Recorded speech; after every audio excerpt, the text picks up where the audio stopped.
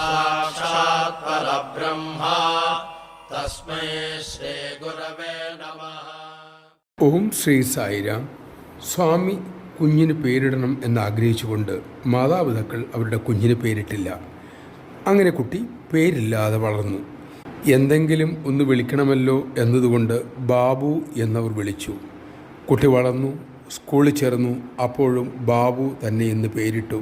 സ്വാമി പേരിടുന്നതിന് വേണ്ടി മാതാപിതാക്കൾ പ്രാർത്ഥന തുറന്നുകൊണ്ടേയിരുന്നു. കുട്ടി വീണ്ടും മുതിർന്നു, 5ാം ക്ലാസ്സിലായി. അപ്പോൾ സ്വാമിയുടെ സ്കൂളിൽ പഠിക്കാനുള്ള ഭാഗ്യവും കിട്ടി. സ്വാമി അടുത്ത് വരുമ്പോഴൊക്കെ അച്ഛൻ്റെയും അമ്മയുടെയും പ്രാർത്ഥന കുട്ടിയിലൂടെ ഉയർന്നു. കുട്ടി ചോദിച്ചു, സ്വാമി എനിക്കൊരു പേര് തരുമോ? അപ്പോൾ പുഞ്ചിരിച്ചുകൊണ്ട് സ്വാമി പറയും, ഇഡലി, പക്കോട, ഇഷ്ടമുള്ള പേരെടുത്തോളൂ. അങ്ങനെ പല ദിവസങ്ങൾ കഴിഞ്ഞു. പിന്നീട് ആ വിദ്യാർത്ഥി പേര് ചോദിച്ചുകൊണ്ട് സ്വാമിക്ക് കത്തെഴുതാൻ തുടങ്ങി. സ്വാമി ആ കത്ത് കാണുമ്പോഴേ പറയും, എനിക്കറിയാം നിനക്ക് പേരില്ല എന്ന്. അങ്ങനെ ദിവസങ്ങളും ആഴ്ചകളും മാസങ്ങളും വർഷങ്ങളും പോയിക്കൊണ്ടിരുന്നു. അവൻ 9ാം ക്ലാസ്സിലായി. ഒരു ദിവസം സ്വാമി അവനോട് പറഞ്ഞു, ഇന്ന് അമാവാസിയാണ്, പേരിടാൻ നല്ല ദിവസമല്ല. അത് കേട്ടപ്പോൾ അവൻ അത്യാഹ്ലാദമായി. കാരണം സായി കൃപാ സൂര്യോദയത്തിൻ്റെ ലക്ഷണമായി അവനത് തോന്നി. തനിക്കൊരു പേര് സ്വാമി തരും എന്നതിൻ്റെ സൂചനയായി അവനത് സ്വീകരിച്ചു.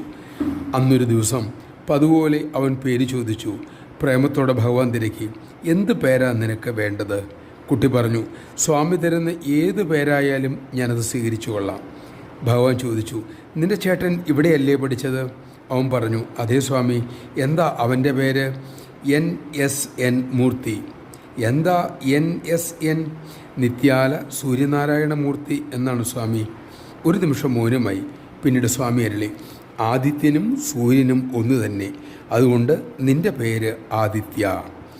വിദ്യാർത്ഥി നിറമൊഴികളോടെ പാദനമസ്കാരം ചെയ്തു. ദർശനം കഴിഞ്ഞ് തിരിച്ചു പോകവേ സ്വാമി അവനോട് വീണ്ടും ചോദിച്ചു, എന്താ നിന്റെ പേര്? അവൻ പറഞ്ഞു, ആദിത്യ സ്വാമി. ഭഗവാൻ പുഞ്ചിരിയോടെ അരുളി, കറക്റ്റ്. ജയ് സായിരാം. കാത്തിരിക്കാൻ തയ്യാറാണെങ്കിൽ സ്വാമിയുടെ അനുഗ്രഹം ഉറപ്പാണ്. ക്ഷമയും വിശ്വാസവും സ്വന്തമാക്കാനാണല്ലോ ഷിർഡിയിലുള്ള സമയം മുതൽ സായി ഈശ്വരൻ നമ്മെ പഠിപ്പിച്ചത്. നമുക്കതിനാകട്ടെ.